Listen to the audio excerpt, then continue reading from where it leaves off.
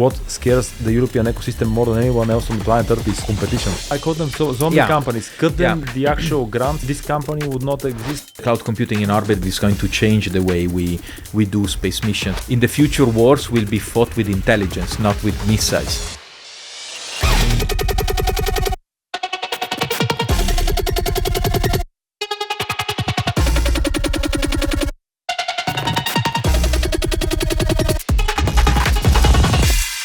So, hi Luca, it's really nice to meet you in Sofia, and can you tell us a little bit about who you are, about the orbit, one of the fantastic stories in the European ecosystem, and then we just chat about life in general. As usual, you go straight to the point. So first of all, nice to meet you, Raycho. It's a pleasure to be here. I remember when I came here 2 years ago, and this building was just started, and now you are moving again. So it's amazing how fast you are growing. Anyway, my name is Luca, the CEO and founder of The Orbit. The Orbit, we are building a logistic infrastructure in orbit. So we are an infrastructure provider. So we don't address specific needs on terms of like agriculture, forestry, and so on, but we provide services to satellite operators that want to deliver additional services to ground. That's what we do: transportation, cloud computing in orbit, and in-orbit servicing. Nice. So basically, you are also doing a little bit what we are trying to do, which is the building the new infrastructures in orbit. Basically, enable more data from more sensors to get faster to the ground. Yeah, well, I think that's so at the end, yes, we build satellites, you build satellites, and different size, but eventually we are going to end up in the same size because that's where the market is going, right? So the difference, if you want, is you sell the satellites to the customers, and now you're adding layers of services on top of that. We sell services using our own satellites, so we typically don't sell our satellites. We just start recently in US to sell the satellites, but just because US is the biggest market on the planet. It's 40% of the global market, so it makes sense. Otherwise, we always focus to the space to space rather than the space to Earth. But recently we acquired this company that it's in the downstream with the idea, of course, they will keep working on what they were doing in the last 30 years. But the goal is to get their capabilities in AI, machine learning, and bring it into the cloud in orbit. That's this is where we're gonna go next.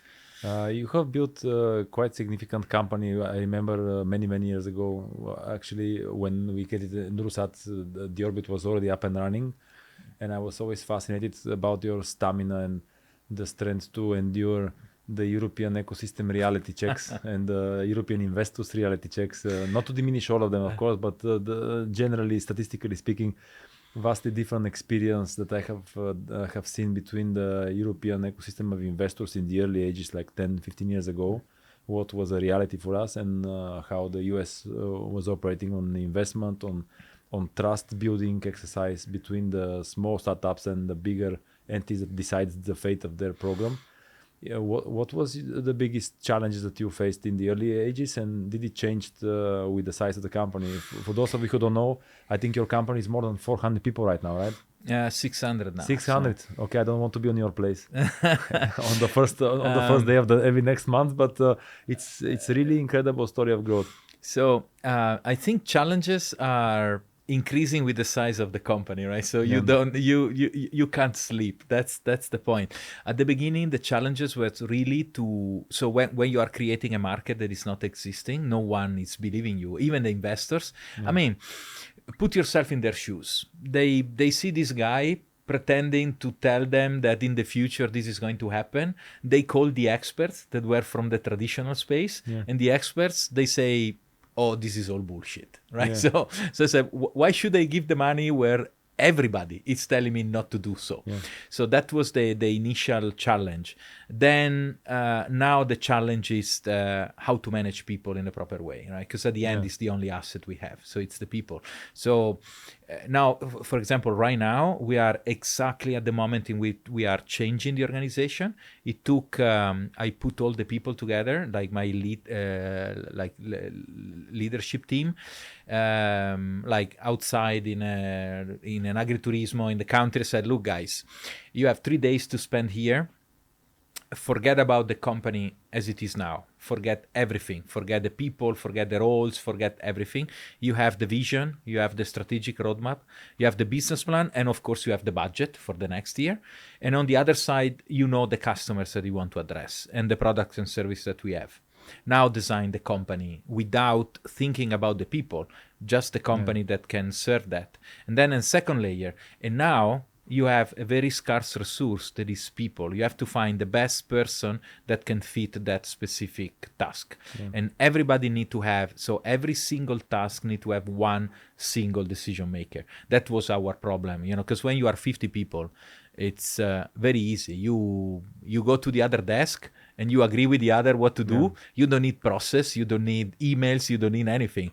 We are 600 and you have people, let's say, everywhere, then you need to work in a different way. And you need to make sure that there is always one single entity that take the final decision. Otherwise, it's going to be a mess. Wow. And today, what's your biggest challenges if you have to compare what we have in Europe and what US is doing, what China is doing? What do you think is the biggest challenges of our ecosystem in Europe? So if we talk about Europe, I think Europe is still like in the evolving phase. It's not yet there, especially in terms of allocation of budget, but not only the budget, that I think it's coming now with the defense entering into the space domain. It's the mentality. So if you are still small and born yesterday, and doesn't matter if you are 600 people and you are like 400, so doesn't matter, you are still small and born yesterday, then your value, it's basically zero. Right? So if you are a big company, you exist since forever and you have like thousands of employees, then you can be part of the round table that decide where to allocate the budget. I think this is still an issue because most of those companies don't have a very long term view, but simply because they are not structured to do so. And the speed at which they move, because they are big, of course it's slower. As my speed now, it's slower than it was when we were 50 people. That's normal, it's natural. So we should have a mix, and Europe is not there yet. On the other hand, I have to say, especially for the space sector, I saw many times that space companies started and failed and disappeared very, very quickly. So that means that the so-called Silicon Valley model, that basically is telling you, oh, we give you the money, don't worry, go up, send whatever you can in space, and then doesn't matter if, let's say, only 50% is going to work, then you can scale up from there. I don't think in space is going to work, and I think the demonstration is that most of those companies are not here today. So this is strange because I think I have the opposite view. I want to challenge you on that. One of my biggest concerns why there is no honest open market in Europe for this in the decision making in Europe is really wrongfully going after lobbying instead of the actual objective capabilities against costs, which the open market creates in form of the competition. The biggest challenge is that actually I haven't seen any European startups dying, and most of those startups I don't even see how they exist because they have zero products, zero profitability, zero services, and somehow they continue to exist in a longer frame of work. And I'm always perplexed because their own space agencies, okay, they're giving them almost grant-like type of like free money basically in some shape or form. And once the bid comes, a significant bid, which is very rare in Europe to have significant bids, usually the bid is from one side written exactly as per the format of the given entity, which is usually a big entity.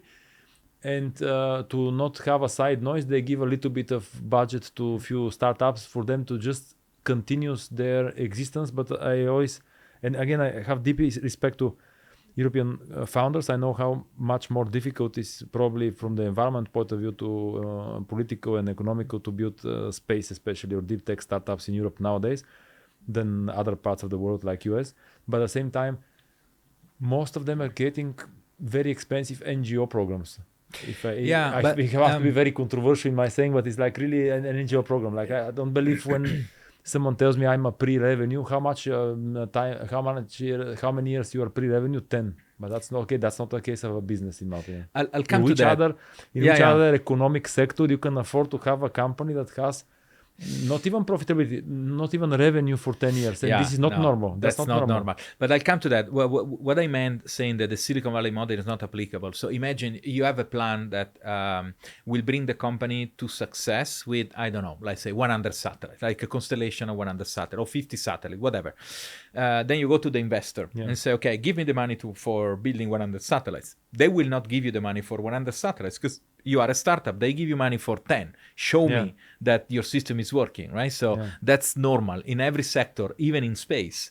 I don't know any company that got immediately the money for everything, right? So they got like step by step. So let's assume you get money for 10 satellites. You send 10 satellites in orbit and only 4, let's say 5 are working. You don't have a demonstration of the service because you need at least 10. So at that point, your model it's failing. So I think, I mean, you know very well because you sent I don't know how many satellites, like dozens and dozens, hundreds, very likely in orbit, and you know what it takes, and all the problems that you experience in orbit, and the team actually that is solving the problems while the satellites are running, right? So it's not just sending a piece of metal in orbit that makes a satellite working. You need to have a lot of attention when you are designing, building, manufacturing. So that's in that sense, I don't think the Silicon Valley model is fully applicable to the space.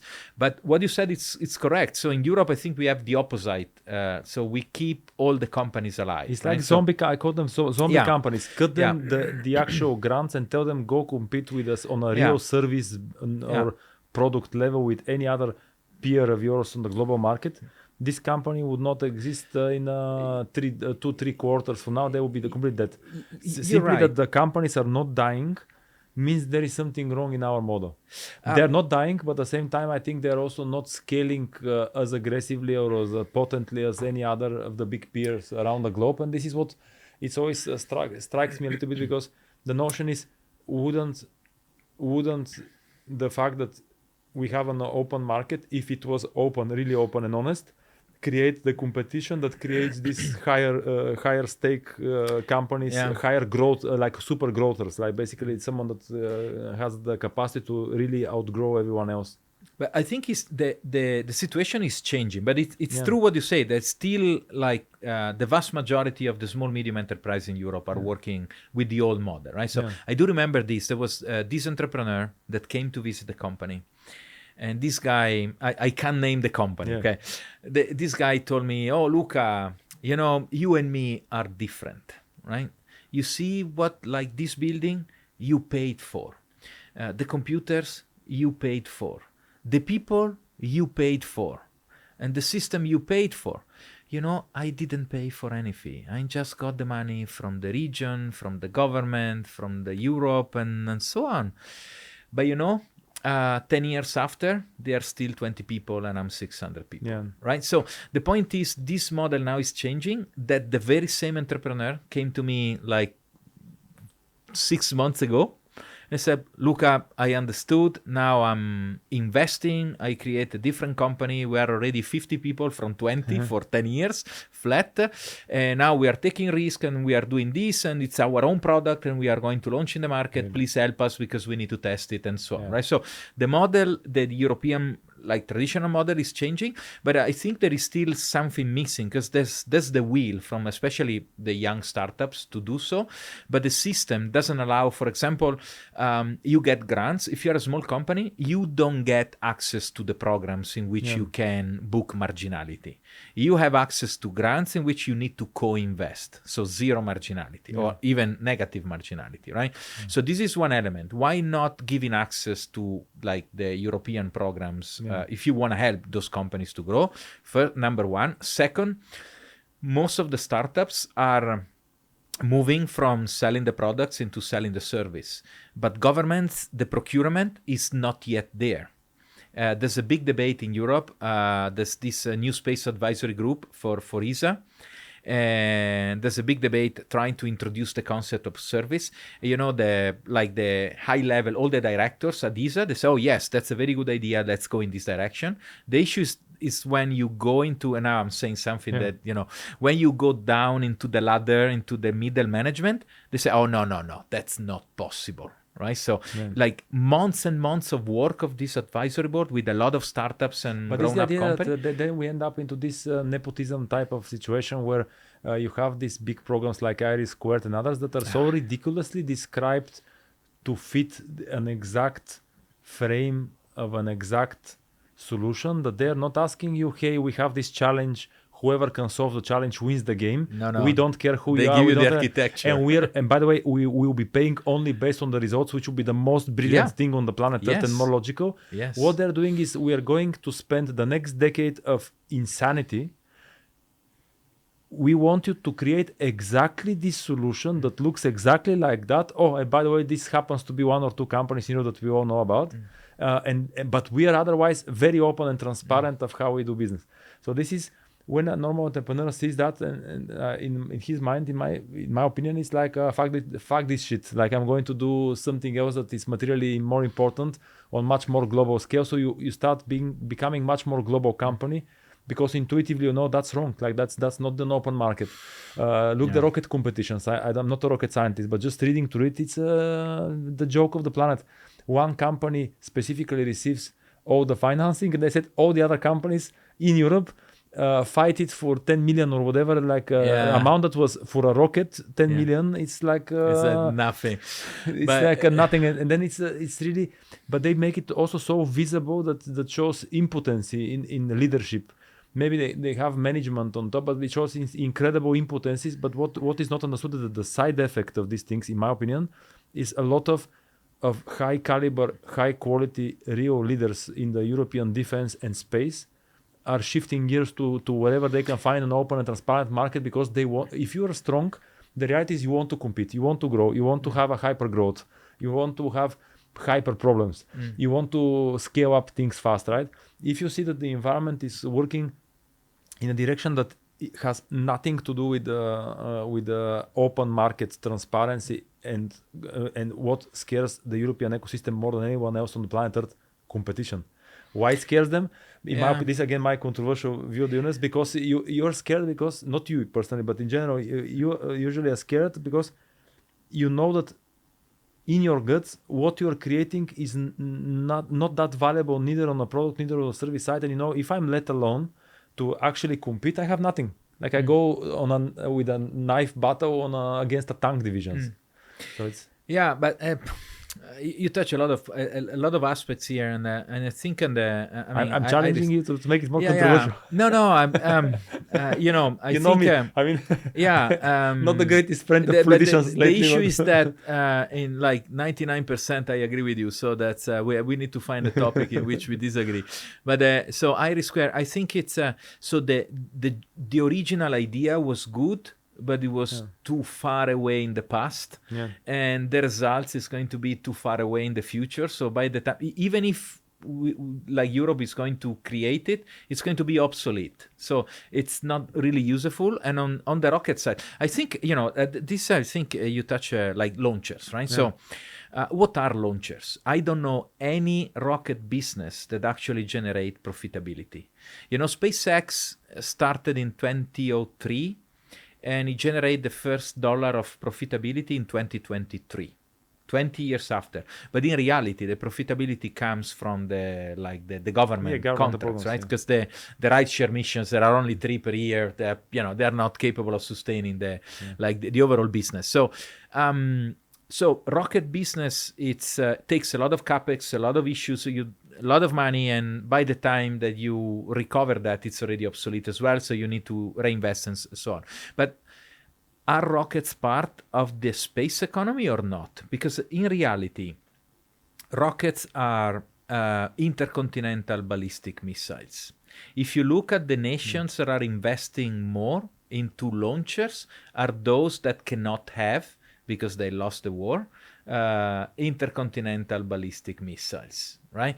So my point is, why not taking away, so accepting the fact that we need rockets, it's a strategic asset for a nation and for Europe, take it away from the space budget, use the defense budget, that's a lot of budget in the defense, and say, look, we need to invest in rockets anyway. I mean, we need to invest in public transportation anyway. Doesn't matter if they lose money. In highway, doesn't matter if they lose money, right? Because we need it. Otherwise, any other business will not work. I totally agree with this idea, with one caveat.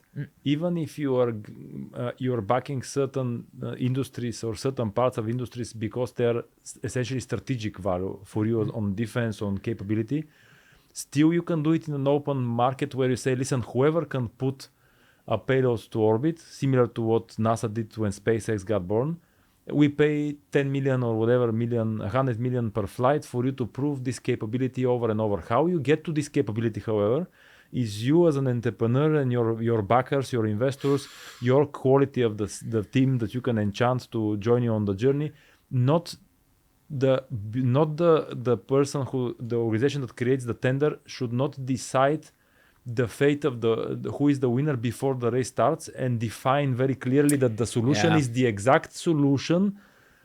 They should define challenges. They should not define solutions, because at the moment that you define solution, it's already not an open market competition. They should define our challenge on defense or on sovereignty is that we need at least 3 types of different rockets in low, heavy, and ultra heavy class, or whatever the case might be. Whoever can constitutionally but that's the point of view of an entrepreneur. So put yourself in the shoes of the public servant, right? The guy that actually managed the money, right? So think about that. So the role of the public servant. So if that guy does a good job, no one is going to that guy say, oh, good job, right? But if that guy, it's for some reason he do a mistake, everybody's going to blame that person. So he lives in entropy, basically. It's basically he needs to live in entropy. He needs not to take any decisions that could have a hard life. Exactly. He's forced not to take decisions, not to take risks. To do something like you are proposing, that would be great, because we know that both of us will make a lot of money, right? Because we are able to deliver. Not necessarily. I've never built a rocket, and I don't pretend to. Well, maybe not the rockets, but there are other ways, right? So if you want to go there, we are like smart enough to say, okay, maybe we don't have a rocket, but we can use one rocket and this piece and collaborate and put together, and we will get there. Doesn't matter how. We will find a solution, and everybody will win doing that. Let me challenge even further on that. The public servants should not spend money on the promise of solution. They should spend it, in my opinion, on the solution itself. What I mean by that, actually, if you have transparent, normal, functioning, open market, not twisted by some crazy invented realities of some twisted-minded person in the government. In the moment that you open a competition, say, listen, whoever solves the challenge, we're not telling you how to solve it. Like just what you just said. We are going to give you a blank check of X amount for the X amount of years that you're going to contribute this service to. And by the way, we're going to pay only on the result. So this is where do they have the budget to do so? No. But if you have a budget to put $1 billion in one specific rocket company, probably instead of putting $1 billion to the rocket company, say, listen, we have $1 billion for whoever can objectively solve the challenge. And by the way, the good news is we're not giving you this for your own development, big or small company you are. We don't care. We are giving you a potential market opportunity based on the budget that we already have dedicated anyway, but we are going to pay it only based upon real results delivered, which means I protect the most precious resource, the taxpayers' money. I create an open market, and I go figure out which are the startups that should die because they cannot deliver results, and that's super fine. And then the founders would have a much more quality time. And the experience will be probably nasty for you having your business lost, but at the same time, incredible amount of experience that you can put in a different way to become a better founder or find a different way of going further. But the ones that win creates an incredible treasure trove of value and justifiably get exceptionally high growth capability because you are given you are basically paid upon results. And this is also something that in my mind scares the shit out of most Europeans in decision making. It's getting let me challenge you on this time. So this would be great, right? So, so the results, it's let's define what we want, and then if you deliver, then you get the contracts for, I don't know, 10 we years, don't describe it. Might be a rocket, might be a maglev train to orbit. But the issue is that when you set up a budget in Europe, you don't set up a budget for 10 years or 15 years. So you simply don't have the rules that allow you to promise something like that. You have it in the science, like in the space. So if you build a scientific satellite, of course you have many years of budget that you plan, but not in all the other activities. Think about how ESA work. 3 years in 3 years, right? So yes, there are some, let's say, tails that they can extend, but it's an extension. It's not planned. So first of all, to achieve that, we need to have like a structure that allow to have longer budget. The defense can do that. But in the space, like civil space, not yet. At least I'm not aware that this is possible. Second, the mentality. So the public servant has said, you know what? They need to realize that the risk that they are taking, saying, oh, we are going to use the usual suspects to build this mission in this way, and we define everything. It's exactly the same risk of saying what you said, like proposing the same bid as you said, right? So if they still perceive that the risk of involving whoever will win, it's actually higher than I define the specs and I give it to like people, company, then it's not going to work. And changing the mentality is not easy. We need to clean up a little bit this in the institutions.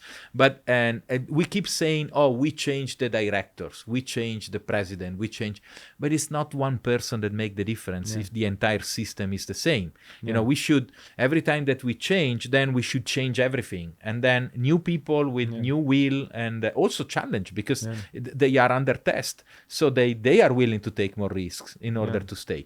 But that's how can we get there? What are the suggestions that we need to give to the decision makers? If you have the decision making in the European ecosystem in terms of space sector, what will be, and the full command of the middle management and the lower leadership of the agency, what will be your imminent things that you want to change? You are the capo di tutti capi in the space industry of Europe. Okay. You have all the power also to actually mandate and to expect that this is executed properly. Okay. What will be the next 5 years for you? I will go in something similar to what you said, but more focus on the services. So this is what we need.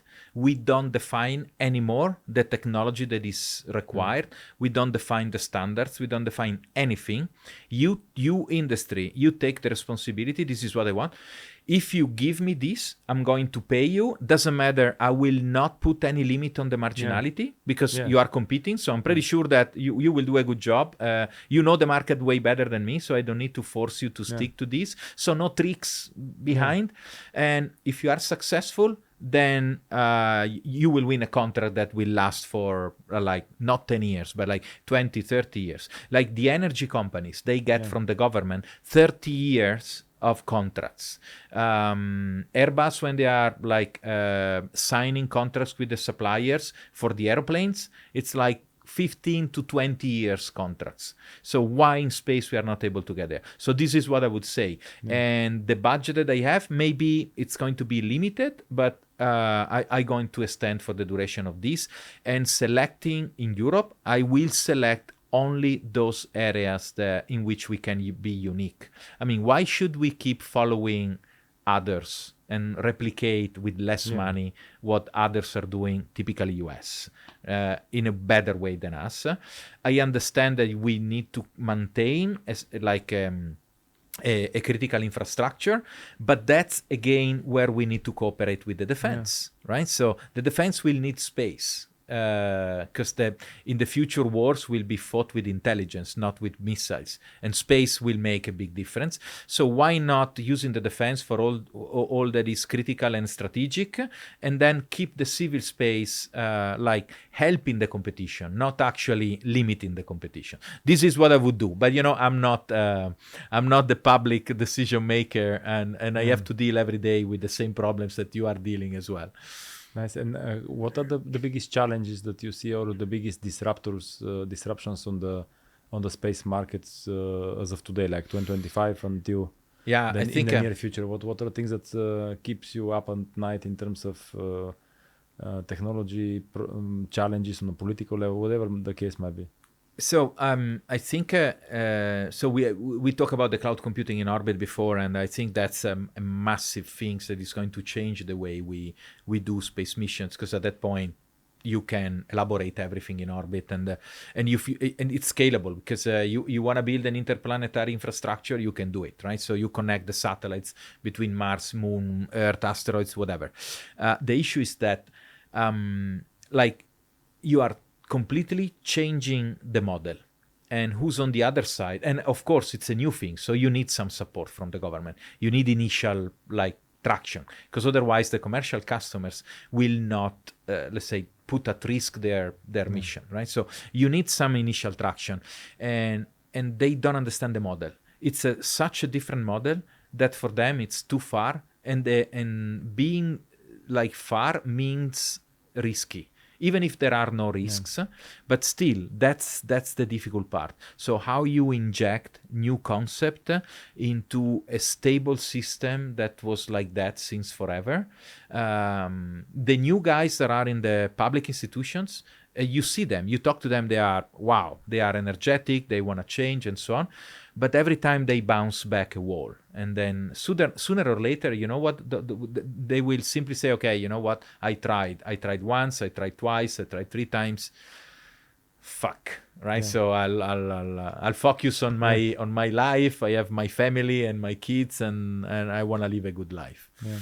So in your own business, what are the things that keeps you up at night most of the times? Now that you're 600 people, it's like a quite substantial, already sizable business. Yeah. So what? First of all, what are your biggest challenges? Let's say, not to keep you up at night, but well, we were discussing before while we were having some fruit. First of all, we need a bigger facility, but it's a mess. It's a mess because it's so I have the pipeline, I have the backlog, I have 200 million in backlog that I need to execute. I have the contract signed, and I need more space to build more vehicles and so on. But on the other end, the model for companies like me, it's not suitable. So finding someone that build a building and rent it back, it's extremely difficult in the area in Italy where we are. The government is not supporting. There are no facilities for companies like that can cover the creation of buildings. So that's one element that we are struggling, and we need it. We need a new, more space, and we are even thinking to use other nations' space, because at that point it's easier, let's say, outside rather than inside. But that's a pity, because you are moving away value that could stay in Europe. The other thing, it's I mentioned before, the organization, so managing people in a different way, making sure that you have a straight line between the problem and the decision. And the third one is the expansion. So where and how? Now everything is changing so rapidly. With the defense entering into the domain, we have to radically change so defense was part of the roadmap, but not now, right? So and also defense, we don't want to do everything in the defense, because we decide not to build anything that can kill and destroy.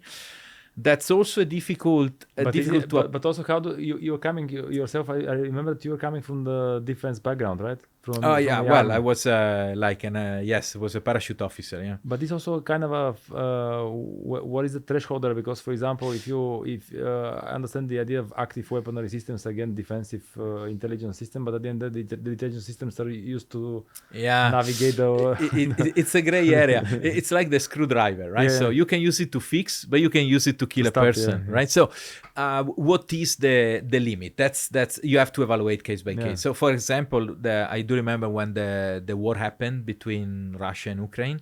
I got this call from one guy from one of the MODs in Europe, and he told me, "Oh, Luca, we are thinking to buy one of your orbital missile launcher." I say, "No, look, that's a wrong company. I'm the Orbit, yeah, the orbit, your Ion, it's the missile launcher. And then suddenly I realized that, yes, I mean, if you substitute the satellite with missiles, you ended up with an orbital missile. So, wow. So I collect all my team. I put it in a room. I said, there is no role in this team. We have to define what we want to do and what we don't want to do. And then we put this red line, right? So nothing that can kill and destroy. But that's a big gray area. Everything in space is dual use by definition. So it's very difficult. But there are some applications that are clear. So they came to us another, like 1 year ago, asking for a missile control system. I mean, that's too much, right? So I cannot do it. Or to bring, they called an end effector into space. End effector for satellites. Are you crazy? If you start destroying satellites, you want to be the first guy in the planet that it's a lose-lose. So we lose everything. I typically remind them the war game movie, the 1984. I don't remember the war game movie in which at the end you realize that if you do that move, if you destroy satellites, everybody loses, right? So that's not the good way. But I think that's a big part of the defense in the intelligence. That of course you can use it, but you can use it for protection, like threat detection, even temporary disabling the asset without destroying. You can jam a satellite, so you basically blind the satellite but you are not destroying the satellite. I think this is more okay rather than using missiles, but that's of course that's my opinion, and I don't want to say that everybody need to have its own core values and internal rules. I'm not judging, and I was in the army, so I cannot judge, and I understand the needs. Simply, I will not do everything, but definitely we need to take into consideration that the market is changing. Governments are investing way more. The commercial market, it's a little bit weak right now because investors are not investing as before.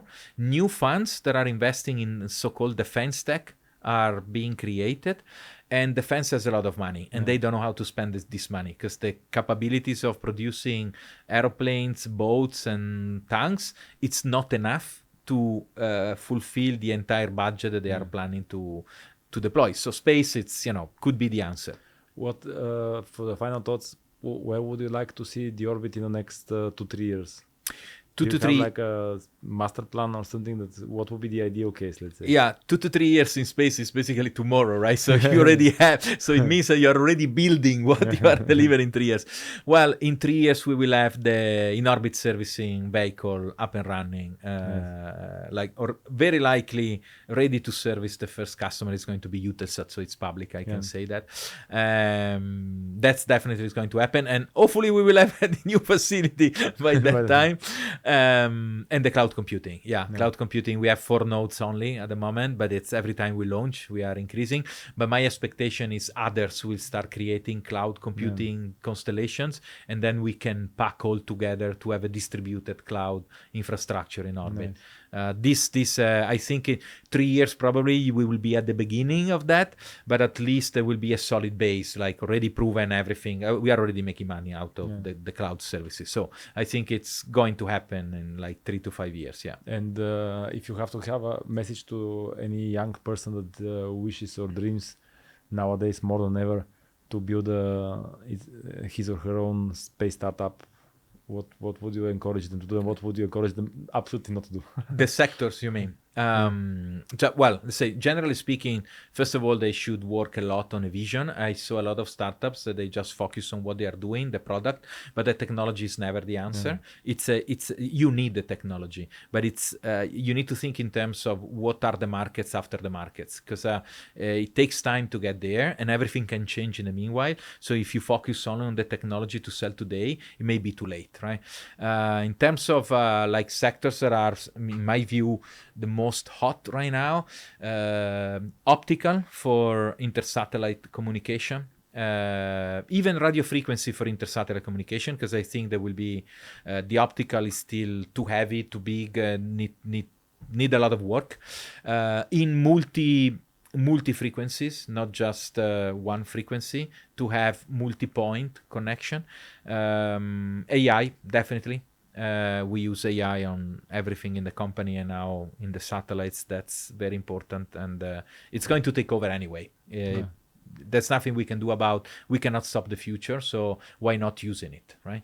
And then the third aspect, it's going to be all the cloud experts that can see what is really working on other sectors, cloud and cybersecurity, and import it into space.